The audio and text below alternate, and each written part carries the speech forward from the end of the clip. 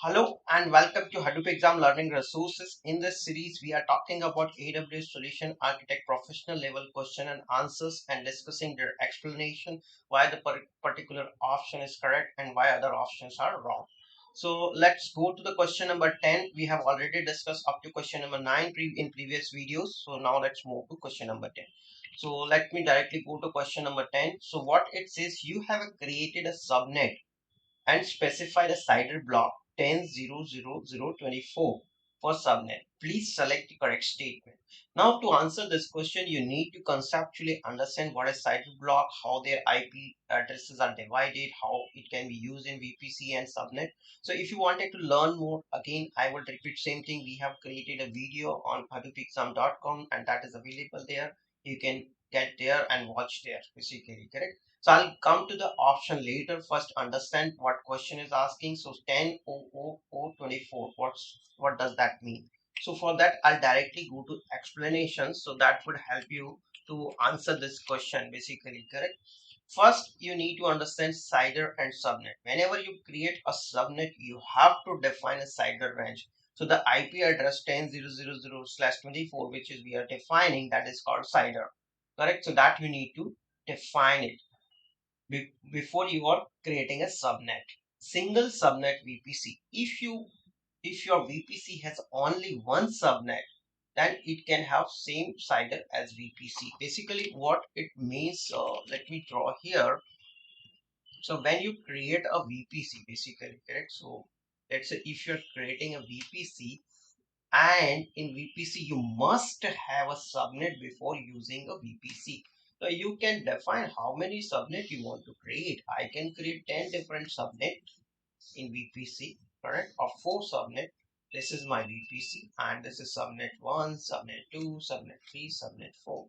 So it would have some cider defined for subnet at VPC level, and each would have a different cider defined here basically, correct? For example, this is a dot b dot c dot uh this is not right name basically, correct? 0 0 0 0 0 basically slash 8 or something, whatever, 26 or something, correct? So similarly 0 0 0 0 27. I'll explain later in detail this part, correct? So that is what you can do. Now, if I have a VPC created and I don't want multiple subnet to be created, it can have only one subnet inside this, and whatever cider is defined for VPC, same cider can be used for subnet, correct? That is what it means here, basically one subnet. So I can divide how much net I wanted to divide my VPC in this, and that you should do at the start when you define your architecture at the start itself, correct? So now what it says, single subnet VPC we discuss. Overlap cider. If you are creating more than one subnet in a VPC, then cider must not overlap for both subnets. So whatever cider you are using here for this subnet must not be used here at the same.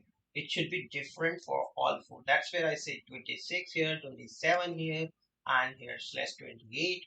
It's not a right way, but like it's correct, but values are not correct. Right? How to get these values, I'll explain you now.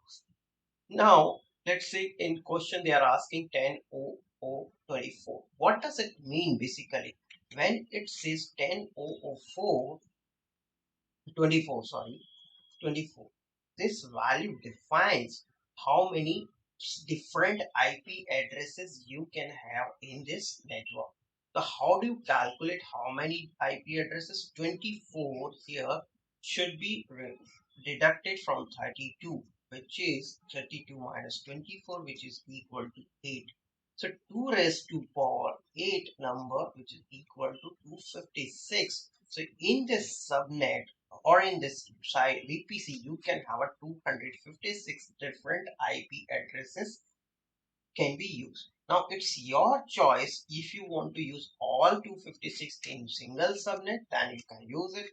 If you want to use across 4 subnet, then you can say, let's say, let equal number of division I want it to do, then basically I can do this 64 IP in each subnet, correct? If I'm using only 2 subnet, then 256 divided by 2, then 128 IPs I can have in one subnet.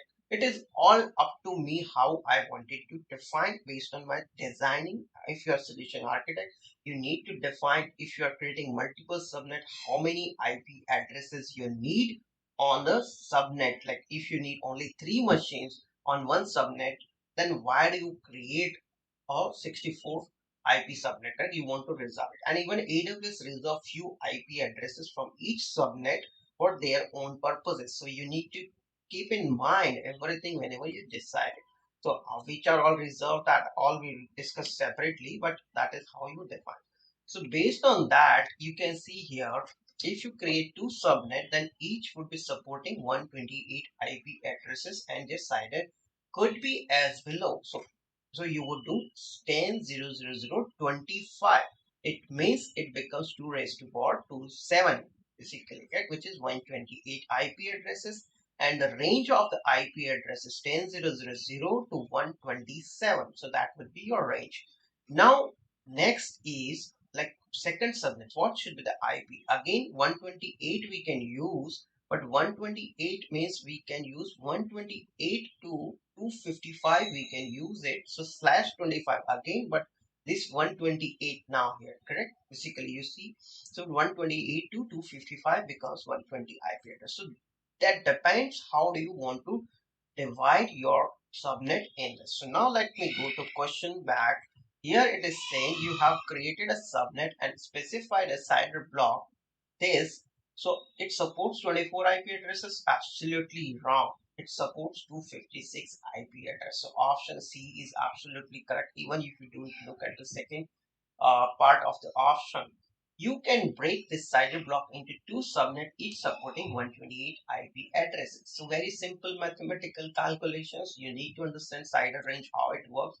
This is very important for any AWS certification. If you are going, you understand reason, availability zone, subnet, cider block assignment. This is very critical thing to learn. So go to hatupexam.com, learn from their videos how this works. If you don't know, if you know, then it's good basically, but you should know for this.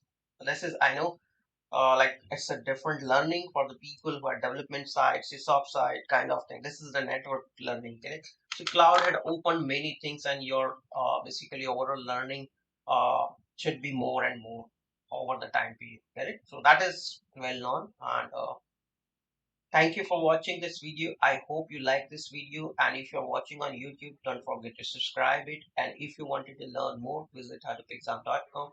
We are regularly updated. You can get this detail on this release and update links. Click on this and you can see this what every day we are releasing, or any day we release update is posted on this link. Thank you. I'm stopping now.